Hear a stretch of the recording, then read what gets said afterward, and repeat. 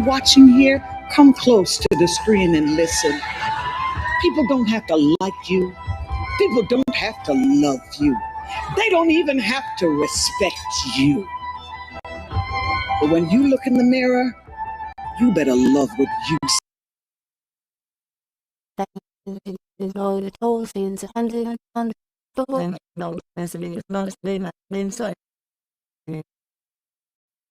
Hey, what's going on, YouTube? Welcome back to another episode of Making a Case. We on 213 as it stands today. I'm your host, Dr. Jacob Isom. We got two channels over here. One, we attack points and not people, and then two, we don't do all that cussing and fussing and derogatory stuff. We like to keep it professional. All right. Oh, now, can you guess from the opening clip what this episode is about? I think we're finna start doing that as a norm for this channel, right? That is when I start with a clip, which I'm probably about to start doing more often. We're talking about what is the balance between being selfish and selfless. All right, that is today's episode. Is a very difficult, or I would say a fine line between the two, particularly if you are in a relationship. Even if you're not in a relationship, you're single, you still have to find a balance between doing for others, whether it's volunteering or whether it's at your job, versus, looking out for yourself. I know for me personally, it's not an easy thing, right? Because I'm a pretty selfless type of person, right? I always look out for others, and a lot of time I will put others before me, right? And I'll be honest with you, part of the reason for me is because I know what it takes in order for me to be content. I know what it takes in order for me to, I need very little. So, and I know there's a lot of people out there that need more than I do in order to be satisfied. So, that's the reason why I typically give a lot, all right? I'm working all the time, right? Even my thought process for me working is that I want to give solid content and information to people, right? So I'm sacrificing sleep, sacrificing doing other things I have to be doing to make sure that people get this content. So, but that's just me, right? Everybody has their threshold for, what being selfish and selfless looks like. But what we're going to do is we're just going to have the conversation. We're going to hear different perspectives, and you kind of see where you fall in line, right? So, as we typically do, we just want to have a conversation. All right. So, without further ado, let's get in our first clue. All right. Your wife, you love your kids. I imagine the vast majority of you would say, yeah, more than anything. And what if I told you that your ability or your capacity to love them is limited by your ability and capacity to love yourself? Now what? If you put yourself last, what do you think you're doing for them? Oh, well, I'm putting them first. I'm supposed to be the servant leader, coming from the church and reading the Bible. So be a servant leader. You know what? There was time when Jesus went off by himself. He did it quite often. Where's Jesus at? I don't know. He's doing his thing by himself. So even Jesus took time off to himself. And you think you can't do it? Come on. You know what? That's actually a great point. To be honest with you, because I do hold a position that in order to be the best version of yourself, you're going to need to take care of yourself. I talked about this in my last book, right? In the very first chapter, I talked about, the very first relationship you have to take care of is the relationship with yourself, right? You know what triggers you, you know what bothers you, you know how much energy it's going to take in order for you to be the best version of yourself, to take care of your kids and your wife and whoever you need to take care of. So yes, I mean, I agree with that standpoint. Taking care of you is number one priority, right? So there is a sense of, yes, I have to be selfish to the standpoint where I know that I need to take care of me, right? And really, if you think about it, it's really not being selfish. It's really just taking care of the number one responsibility. Because I always say, if you don't take care of you, who will, right?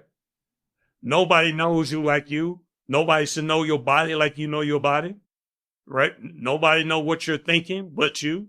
So if you don't do it, then you're doing yourself a disservice, really, to be honest with you. All right, let's go to the next clip. But in too many relationships, there tends to be one partner that's a bit more selfish, right?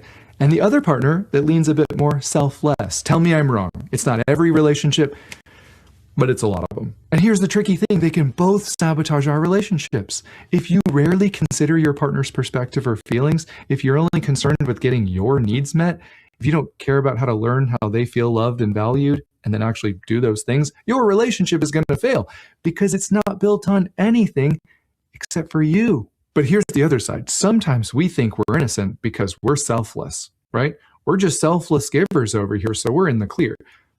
That's not always the case. Sometimes selfless means you chronically put others above yourself. You view yourself as less. Maybe not consciously, but subconsciously, you're still sabotaging your relationships because deep down, you need someone to remind you, you are an equal in this relationship and you deserve to be treated like one. And even though that's hard, we have to remember no one is coming to save us. We have to advocate for our needs, right? We have to set healthy boundaries. And I get it that that's extremely difficult, but it doesn't make it any less necessary if we actually want a healthy relationship. Quinlan and I are doing a free live workshop coming up on how to break out of self. This is a reason why this conversation needs to be had, right? It's a very difficult conversation to have because there is no cookie cutter way or generalized way to tell people how to be selfless and selfish in a relationship, right? It's context driven. It's going to be dependent on the two people involved, right? But this is where the communication, the trust, the honesty comes in, right? You got to have all three levels, right? Which, of course, I talked about that being the core foundation of a relationship. And you got to add in trust, right? So when you look at when do I be selfless, when do I be selfish, it's all depending on the context, right? So some cases, you're going to need to step back and say, you know what? It's not about me right now. Like, I need to make sure they're good. But in the other cases, like, you know what? No, it is about me right now, right? You need to make sure I'm good, right? So after you then kind of develop this rapport, and this is why it becomes very important to be equally yoked, right? To be aligned, that it get easier and easier as time goes on, right? You kind of understand it without sometimes even have to be verbally express it. Sometimes just based off of body language, you can see somebody is uncomfortable and you're like, you know what? Even though I want to be here, I see that they're not comfortable in this setting right here. So let me tell them, let's go, right? So I think that's emotional awareness. That's maturity, right? That's accountability, responsibility. It's a lot of different things, right? We've talked about this before. It is very difficult in order to be in a relationship with another person, right? Because there is the constant tug of war. Do I think about myself? Do I think about them? Okay. It's not easy, but with time and making sure you pick the right person, it's feasible. All right, let's get into the next one. It's better to give to receive than to receive, and it sounds like a Hallmark greeting card in some sense.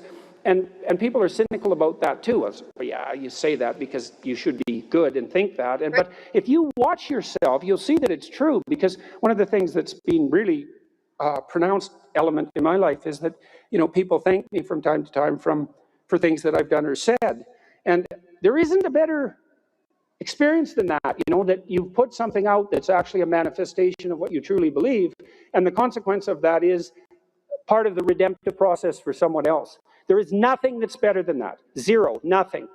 In fact, I don't think there's anything that's even in the same conceptual universe of that in terms of its intrinsically rewarding properties.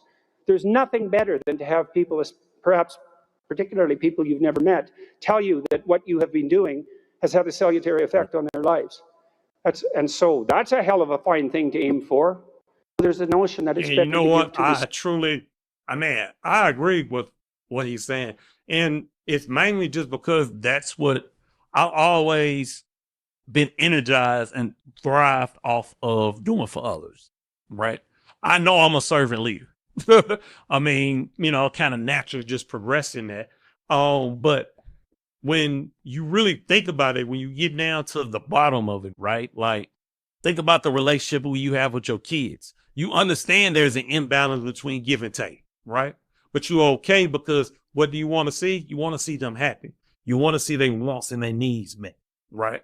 If you get into the right relationship, you're okay with making sure that your partner good because you know in exchange they're gonna make sure you good. But you don't even think about it, right? You just like, man, I want to please and make this person happy.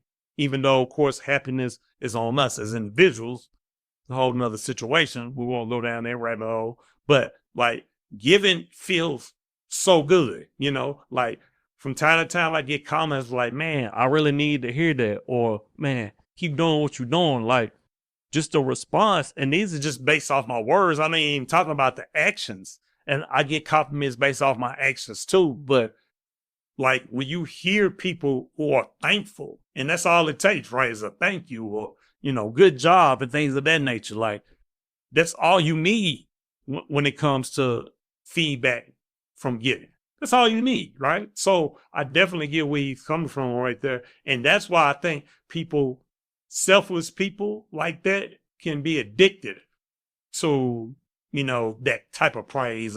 But that's if you get it though. I'll be honest with you. Praises don't always come. We know that criticism comes more so often than not.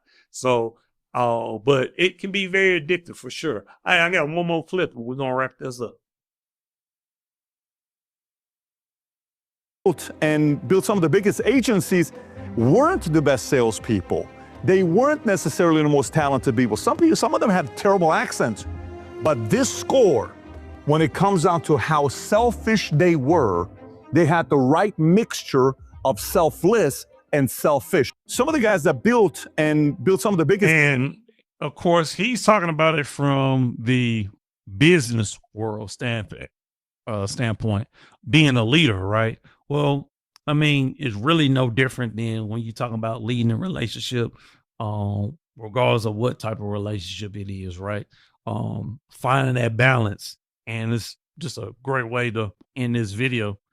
Finding that balance between the two is always going to be tough. But the key to it is being aware, right? Understanding people, that's very crucial, right? Understanding that we are often driven by our emotions. Like I said, understanding context, knowing who you're dealing with.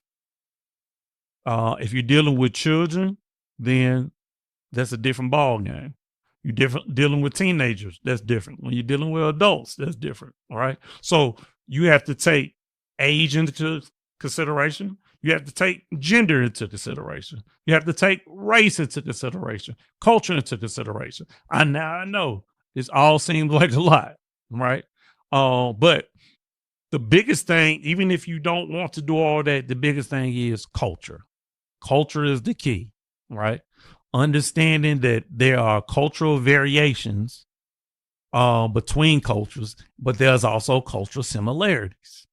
Okay. So when you immerse yourself into different cultures and you learn about them, now you're able to understand context and when to be selfish, when to be selfless, because some cultures are more selfless, while some cultures are more selfish. We talk about collectivism and individualism. That's what we're talking about. All right. So that's just kind of the nature of the game. So if you don't want all those different elements, focus on culture. All right. So we're going to end the video on that, folks, man. Y'all know I appreciate you so much, man. Thank you for subscribing. Thank you for watching. Comment. What do you think?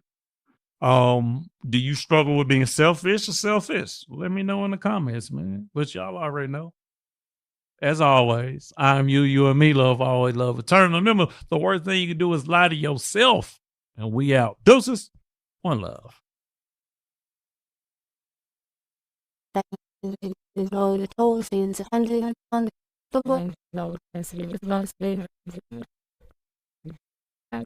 Failures, but I am not